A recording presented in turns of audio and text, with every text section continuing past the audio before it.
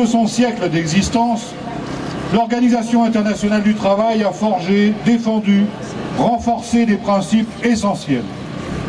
Le Code international du travail, établi et garanti par l'Organisation internationale du travail, comprend aujourd'hui 189 conventions et encore davantage de recommandations. Dans de nombreux pays, il s'agit de la seule législation du travail opposable face aux pratiques de gouvernement ou d'entreprise, même si de nombreuses normes sont encore trop peu ratifiées par les États.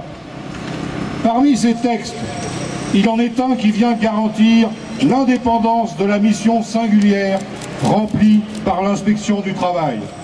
Il s'agit, vous le savez, de la Convention 81, adoptée par la conférence en 1947 et ratifiée par la France 3 ans plus tard. Dans la hiérarchie des normes de l'Organisation internationale du travail, elle apparaît juste après les 8 conventions fondamentales, parmi les conventions dites techniques, sans lesquelles l'application effective des normes resterait lettre morte.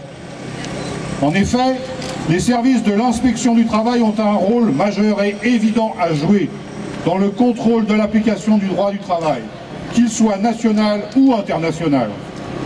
C'est sans doute ce qui explique les attaques dont ils font l'objet dans bien des pays pour réduire leur influence ou empêcher leur développement. Ici, des gouvernements entraveront le fonctionnement et porteront atteinte à l'indépendance de l'inspection du travail. Là, ce sera l'influence excessive d'entreprises qui conduira à la privatisation rampante de l'inspection avec la complicité des administrations. Ailleurs, ce sera des tentatives de corruption. On connaît bien cette tendance qui pousse les employeurs à considérer que les administrations doivent se mettre au service des entreprises.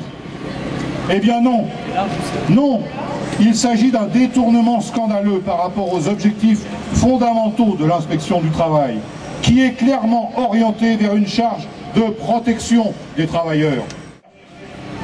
Le procureur se situe en violation de la Convention 81 lorsqu'il entend, je cite, faire le ménage dans l'inspection du travail.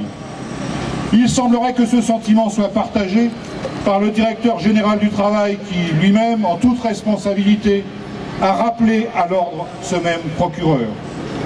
Car via ses propos et plus encore, avec la décision à venir, la justice engage la responsabilité de la France. Si elle venait par hypothèse négative porter atteinte à l'indépendance d'intervention de l'ORA par une condamnation, elle placerait définitivement la France en violation de cette Convention 81. Nous en tirerions